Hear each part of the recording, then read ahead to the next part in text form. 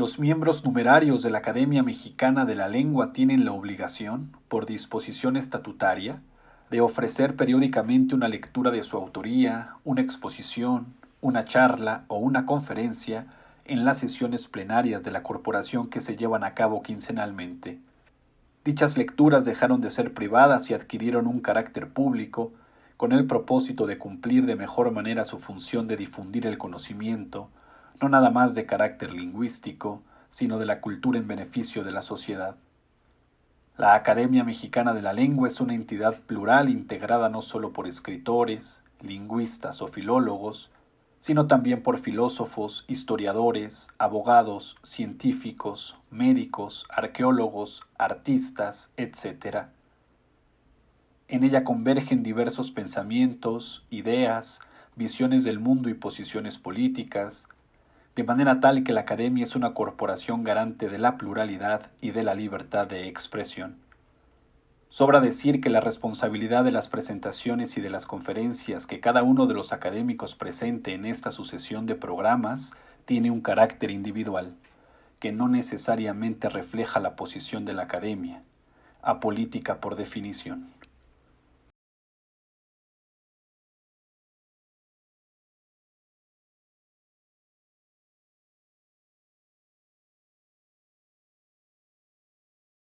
Lo que voy a leer es un texto que es una versión muy abreviada de una reflexión sobre el nombre de mi tierra adoptiva.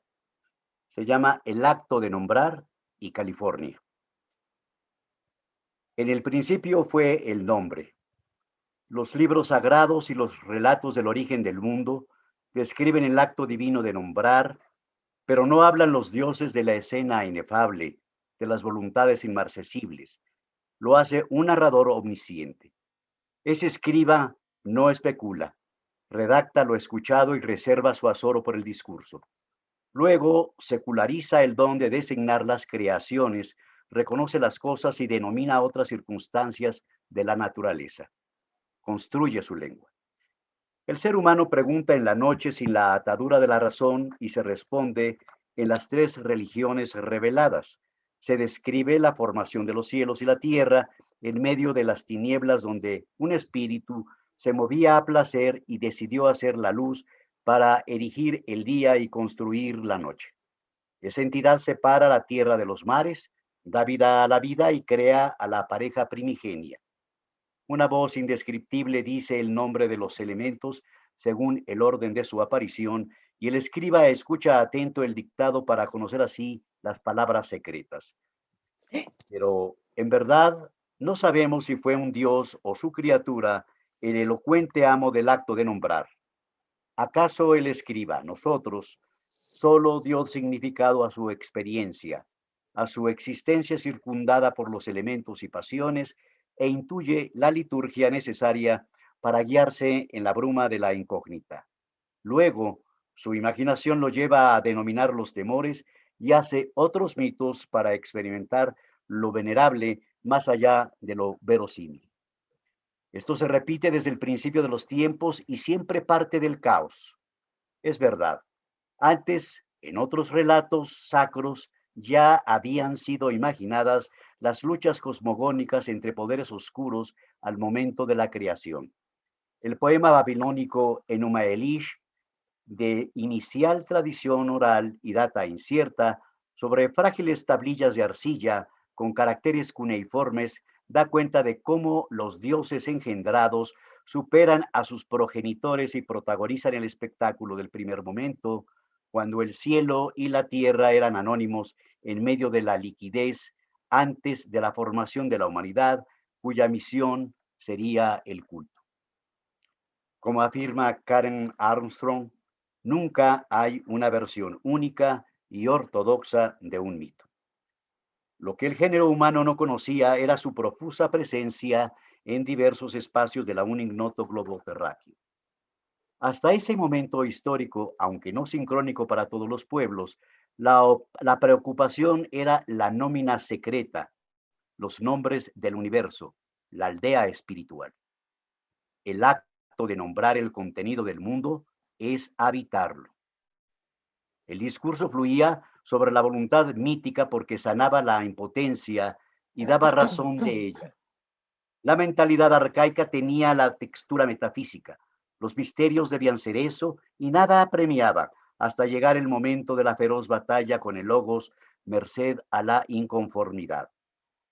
Los helenos creyeron encontrar la salida del laberinto al hacer cívicos los misterios de Leusis. El poder mistérico cedía al poder de la polis, pero en el pensamiento occidental, el imaginario grecolatino condescendió ante el flujo judeocristiano y este, a la vez, sería suplantado por paráfrasis eclécticas estadas en una misma matriz. En el orbe inconexo, los mitos espirituales fueron avasallados por los mitos materiales y esos varones reclamaron diversas voces. El paso franco de los mitos sustanciales iba a ceder a la ficción literaria de los saberes colectivos y los nuevos escribas se transformaron en poetas y profesionales del relato, agentes de recreación al servicio del texto. Las nuevas narrativas o alteradas generaron una toponimia fantástica donde también habitaban seres nunca vistos, pero imaginados o heredados de relatos primitivos donde yacían portentos abisales. Esto fue posible ya que las presunciones sobrenaturales del pasado se volvieron símbolos domésticos y tolerantes a la adaptación reclamada por el ritmo histórico. Así, el paciente escriba transpone sus propios límites sin otredad empática y prescinde de toda consideración al practicar la dominación de los otros. Somete y designa, subyuga, domina, y al hacerlo se apropia del espacio y marca con nuevas palabras los accidentes de la tierra, el legado de una creación a imagen y semejanza suya. Si la realidad se nombra para ser, la conquista reclama una toponimia saturada por la aculturación y el sincretismo. El nombre es la conexión sensorial y simbólica aún en el orbe desacralizado, pues da esencia a lo increado. Mas lo sucedido en el pasado llevó a tropezarse con el nuevo mundo y admitía explicaciones propias de la época. En cuanto a los nombres, a las palabras, como afirmó el brocense Francisco Sánchez de las Brosas, ilustre gramático y humanista, profesor salmantino, en su célebre Minerva sive de causis lingue latine, cito, no hay duda, pues, que de todas las cosas, incluso de las palabras, hay que dar una explicación racional. Fin de la cita. Este epígrafe, tomado por don Gregorio Hinojo Andrés al dar la lección inaugural del curso académico 2012-2013 de la Universidad de Salamanca, nos recuerda el motivo de Sánchez de las Brosas para dedicar tales frases a la edición de 1587 a Julio César Escalígero, quien sostenía que las palabras eran pura invención totalmente arbitrarias. El brocense urgía a encontrar la motivación de ellas aún de las voces perdidas en el tiempo y tomadas de otras lenguas. En tales casos, decía, se debía hurgar en esas lenguas. Por lo demás, todo conquistador adapta a su fonética las palabras arrambladas a su paso. Gregorio Hinojo Andrés, en su misma disertación, hace ver que estas preocupaciones sobre las voces se dieron desde los tiempos de Platón. Pero las palabras existen por convencionalismo, en forma arbitraria o por naturaleza. El catedrático emérito del Departamento de Filología Clásica e Indoeuropeo respondió, cito, es evidente que las palabras no se han acuñado por naturaleza, sino por convención. Fin de la cita. El problema para el escriba, para nosotros mismos, quizás no sea la onomatopeya. Más complejos, afirman los expertos en semántica, son los casos de las metáforas y metonimias perdidas en la historia de las palabras. Por otra parte, los mayores tropiezos para seguir el vínculo de las palabras cuando se trata de voces de otros idiomas parecen ser los errores al intentar reproducir los sonidos escuchados. Más aún, si se trata de transliteraciones de alfabetos disímbolos. El escriba, investido por los atributos del explorador o del invasor de territorios con lenguas diversas y extrañas a su oído, formuló transliteraciones inexactas y a ellos se sumaron los copistas y los hablantes, siempre en busca de simplificar los senderos de la comunicación. Los nombres de pasajes históricos y reverenciales también pasaron a develar aspiraciones mundanas. Crónicas viajeras de un inconsciente colectivo insatisfecho en busca de otras formas de la tierra prometida, del Edén perdido y de la tiranía de los bienes materiales que sustituyeron los dones espirituales. En ese momento, en ese momento la narrativa sacra se tornó inefable ficción literaria en una época de creación plural, cuando no existía el concepto del plagio, porque todo era una gran saga, tan enigmática como épica, y la verdad aún no era el logos. Las islas imaginarias de la literatura y aún de la filosofía han sido numerosas y vetustas. Mas en la ilusión selectiva de los últimos escribas medievales y los de la era de los descubrimientos, William Shakespeare ubica a Próspero en una ínsula personalísima y Calafia, reina en California, por obra de Garci Rodríguez de Montalvo. Así como las religiones reveladas reclaman su atadura con la historia, los nuevos y selectos escribas ubican sus recuentos en la misma historia.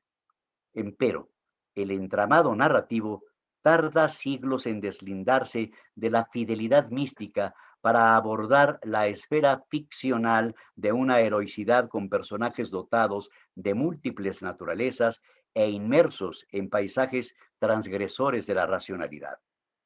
Si las narraciones primigenias fueron anónimas, los temas y los escribas de reciente generación, talentos literarios de múltiples culturas, no vacilaron en intercambiar tramas y entrar a saco de manera no vergonzante en las utopías y las distopías. Garci Rodríguez de Montalvo, regidor de Medina del Campo, se empeñó en retomar los 3 libros originales de Amadís de Gaula en el ocaso del siglo XV y el amanecer del XVI. La obra de caballería enfresca la acción en el siglo XIII, pero su autoría es discutida por varios investigadores, tanto como la fecha de posible creación. El cuarto tomo, Amada Ciano, es de Rodríguez de Montalvo y fue publicado en Zaragoza en 1508, previas enmiendas de los volúmenes anteriores. Una refundición, además de eliminar el trágico final del original, característico del ciclo artúrico. Un quinto libro sería Las Sergas de Esplandián, publicadas en 1510. En esta obra, el involuntario parricida del abadís original acompaña a su padre en combates contra los musulmanes y el rey Armato de Persia, aliados para sitiar Constantinopla. Si bien la saga fue muy bien acogida, reeditada y traducida a diversos idiomas con igual éxito popular, algunos reprocharon la notoria diferencia estilística de los 3 primeros libros y los de Rodríguez de Montalvo, de aparente menor calado, pero transformadora de la dicción britona hacia una gesta de significancia política universal, donde no tiene cabida el egocentrismo de los caballeros de antaño. La diferencia era inevitable, pues estriba en la brecha de siglos entre los tomos primigenios y los añadidos. Ya estos últimos reflejos del Renacimiento español, la creciente fuerza de Castilla y sus monarcas, y la pretendida categoría ecuménica de sus postulados cristianos, al obviarse los conflictos políticos entre latinos y bizantinos. El regidor de Medina del Campo empleó un recurso narrativo aún hoy socorrido, para justificar así el origen supuestamente bizantino del manuscrito donde ubicó su ficción. De ahí el uso de la palabra sergas, retirada del DRAE en la 21ª edición de 1992, una supuesta deformación del plural neutro erga, del singular ergon, de algún tipo de griego antiguo, con el añadido corruptor de una S, trabajo, trabajos, o por extensión, hazaña, hazañas. Así lo consideró Diego Clemencini Viñas en sus notas al Quijote, con base a su vez en Nicolás Antonio y su Biblioteca Hispana Nova, publicada en Roma en 1672, donde la entrada, corregida entre comillas, es consignada en singular, erga de Esplandián, y el nombre referido en tal instrumento es Garcías Ordóñez de Montalvo en vez de Rodríguez. Retornando al tema del vocablo, es útil recordar una síntesis crítica de la palabra sergas antes mencionada. En efecto, así lo hace Salvador Bernabeu Albert, siguiendo al hispanista Raymond Fouché del Bosc, quien consideró el sustantivo como sinónimo de lienzo, tela blanca o morena de algodón.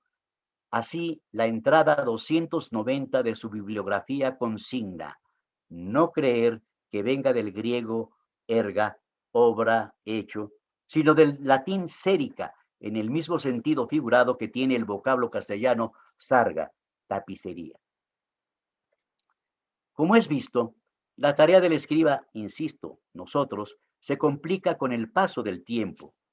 Pero cuando Garci Rodríguez de Montalvo redactó el capítulo 157 sobre el espantoso y no pensado socorro con que la reina Calafia, en favor de los turcos, al puerto de Constantinopla llegó, tenía puesto su impulso literario en una novela cuyo foco estaba en la lucha territorial y religiosa, gozne de la historia universal, por la importancia geopolítica de esa zona del mundo. Sorprende en un relato publicado en 1510 cómo el espacio de acción es un imperio extinguido tras el asedio del sultán turco otomano Mehmed II desde el 29 de mayo de 1453. Esa historia fingida o ficción literaria trasunta una trama de espalda al tiempo y los hechos ya entonces irreversibles. Una versión en español actual del histórico párrafo permite advertir la primera mención de la palabra California tal y como hoy la conocemos. Dice: sabed que a la diestra mano de las Indias existe una isla llamada California, muy cerca de un costado del paraíso terrenal. La pesquisa del toponímico ha generado innumerables hipótesis de su origen. La oscura etimología del sustantivo de un extenso territorio, germinado primero en la imaginación literaria y después en la inabarcable expansión de un reino, propende a exigir una explicación. Cuando el traspaso territorial de la Nueva California a la América sajona requería de una memoria, aparece el celebrado hallazgo del estadounidense Edward Everett Hale al traducir las sergas de Esplandián y dar también con el origen del toponímico en 1862 en otro texto, inadvertido supuestamente durante 3 siglos a los estudiosos de la literatura medieval ibérica. Así, varios autores como Bernabeu Albert estiman descifrado el vericueto del origen con la afinidad del toponímico usado por Rodríguez de Montalvo y el empleado en la Chanson de Roland. En esa ruta, si bien nadie puede restar al medinés la paternidad de la palabra, tal como ahora se conoce, conviene explorar la relación en comento a pesar de sus aristas. El manuscrito más reconocido de la Chanson de Roland, considerado el libro de gesta más antiguo del mundo, es una copia en anglo-normando transcrito alrededor de 1125, pero se presume escrito un siglo antes y es resguardado en el fondo Digby 23B de la Bodleian Library de la Universidad de Oxford, atribuyéndose al monje Turoldus. En el texto recreado durante siglos en numerosas obras de caballería, se narran supuestos hechos de Carlomagno acaecidos alrededor del año 778, en particular la llamada Batalla de Roncesvalles. Pero, como corresponde a este género, a despecho de la narrativa, su contrapartida histórica difiere. Así ha sido confirmado por los estudiosos del periodo. En realidad, se trataba del joven rey Carlos I, no de un monarca de luengas barbas. Aún no era Imperator Romanorum. Este, acompañado del margrave de Bretaña, su sobrino Rolando, sofocó una insurrección vascona previo sitio frustrado a Zaragoza y saqueo de Pamplona, aliado incluso con algunos musulmanes en pugna con el emir de Córdoba. En represalia, los vascones emboscaron su retaguardia comandada por Roldán en el desfiladero de Valcarlos, sin existir ataque alguno de 400.000 guerreros musulmanes. En esta epopeya literaria, toral para la conformación nacionalista francesa, Carlomagno se duele de su pérdida y emerge un vocablo entre los 4.002 decasílabos asonantes examinados entre múltiples asuntos por Prosper-Marie Boissonade en su obra Du Nouveau sur la chanson de Roland. El verso de interés para estas páginas está en la estrofa 209, correspondiente al folio 53 recto, verso 12 del manuscrito oxoniense, que dice Esil d'Afrique, Esil de Calitaire, que es ahora donde se podría proyectar la página correspondiente. En el libro del historiador medievalista de la Universidad de Poitiers se aborda el origen de la muy ilustre obra de Gesta. Empero, el filósofo Joseph Bédier dijo que Boissonade llegó a conclusiones desaprobadas por romanistas e historiadores. Bédier sostiene la preexistencia de estas leyendas a la escritura del texto. Más severo quizás fue el filólogo belga Maurice Wilmot al considerar el manuscrito de Oxford una copia indirecta del original perdido. Por ello, señaló que denotaba alteraciones dialectales, era profuso en errores, lagunas, contradicciones y versos cojos.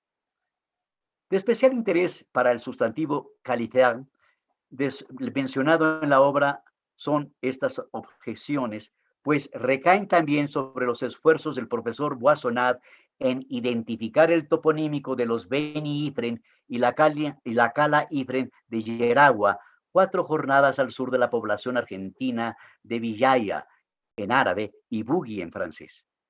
En efecto, allí se encontró una espléndida ciudad, pero fundada por Beni Hamad, la Alcalá de Beni Hamad. Sin embargo, esta se erigió en 1107 y fue destruida en 1152 y en consecuencia después del episodio de Roncesvalles, aunque antes de la chanson de Roland y de aparente fluidez oral previa. Se trata, pues, de una cadena de inconsistencias. De esta manera, es obligada a continuación una digresión por lo esparcido de las múltiples versiones. Así, contra lo que se dice en muchos escritos, el manuscrito de Oxford solo hace mención de Calitaire sin definirla como tierra maravillosa. De suyo, solo es asociado con África. Califa, según consigna el DRAE, proviene del francés calif y este del árabe clásico jalifa, vicario. Dícese entonces de un príncipe representante, sucesor de Mahoma, máxima autoridad con potestad civil y religiosa. Tal forma de gobierno constituye un califato.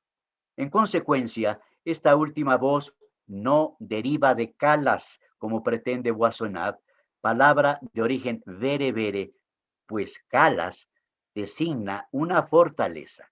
Los Beni Ifren, hijos de Ifri, quienes eran una tribu bereber, que se denomina Ibasigen, hombres libres del pueblo senata, está asentada en el Magreb. Resistieron invasiones inmemorables hasta ser vencidos por los almorávides. Los Imasigen hablan lenguas camíticas.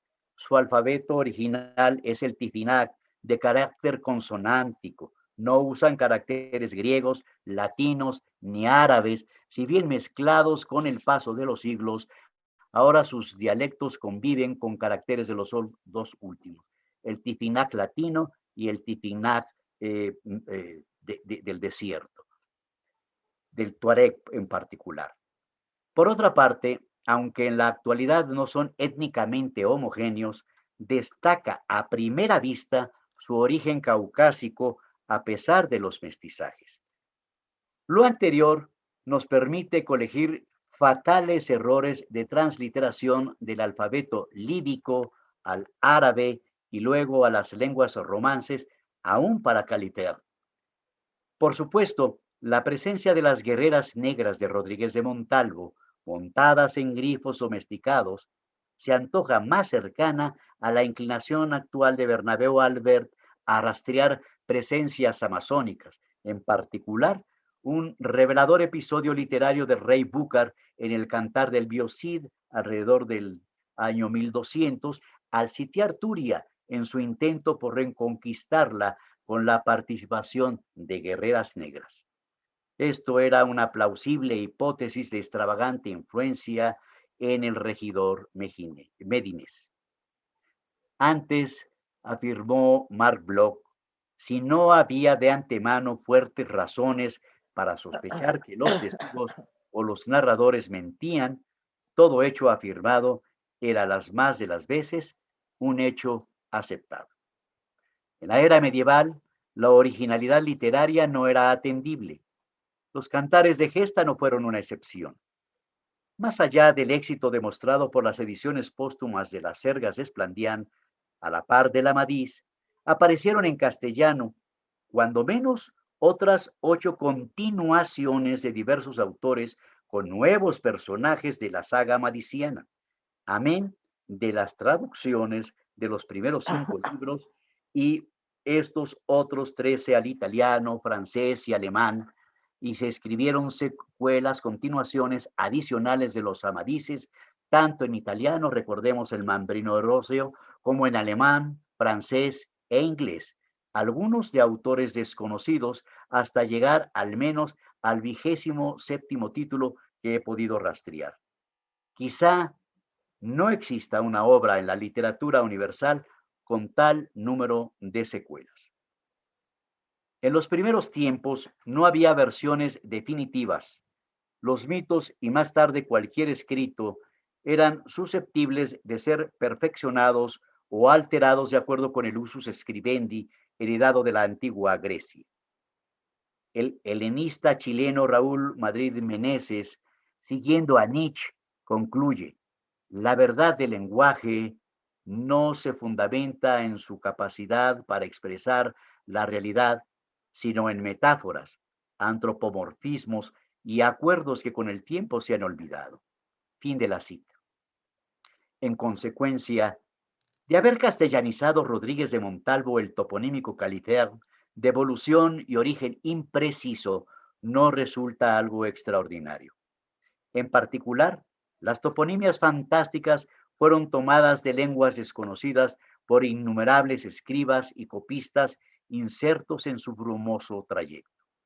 Lo de verdad extraordinario es el efecto social de la lectura de las Sergas de Esplandián en diversos estratos y en la mente de los aventureros y exploradores, marineros o soldados, el estado llano de los hablantes y el poder de representación simbólico detrás de la palabra California.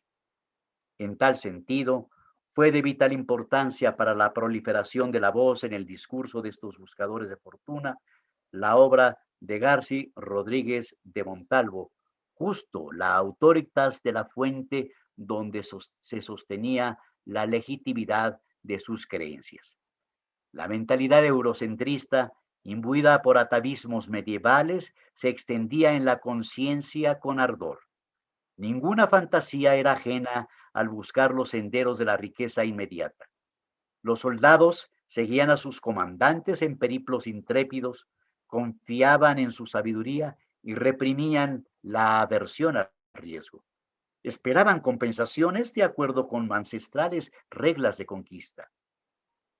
Distinguir entre lo posible y lo deseable no era una opción porque no buscaban trascender mediante razonamientos, sino por una voluntad épica donde las ciudades de Cíbola, El Dorado, la fuente de la eterna juventud mencionada desde Herodoto y la misma California eran metáforas psicológicas de la prosperidad individual. La imaginación literaria fue tomada por asalto sin ejercicio de la razón instrumental para dudar. El heliocentrismo de Copérnico y los avances por venir de Galileo, la misma aventura de los navegantes traspuestos los confines de la terra incógnita, no limitarían las incursiones de la alegoría y la primacía del ensueño como firme intransigencia ante la realidad. La tierra de los grifos y las amazonas, con sus vetas auríferas y perlas cual guijarros, el hombre, el escriba, había tomado dictado de bonanzas y las narraciones no desmentidas por los naturales para incentivar la marcha de los extraños debían ajustarse a las señales dejadas en la piel de las nuevas tierras. Los escarpados litorales, corrientes insospechadas, la bóveda celeste entre surtidores incontables de ballenas, la mar perdurable, la isla. No era literatura lo invocado por los aventureros, sino su convicción de tener ante sí un destino, una objetividad colectiva gestada en la subjetividad discursiva. En la esfera narrativa, en la plaza pública, en el delirio, se nombró el cielo y la tierra y por eso existían. California, California era una palabra destinada pues a dar y hacer verdadera la geografía apócrifa del mundo, aún secreto y fantástico. Gracias.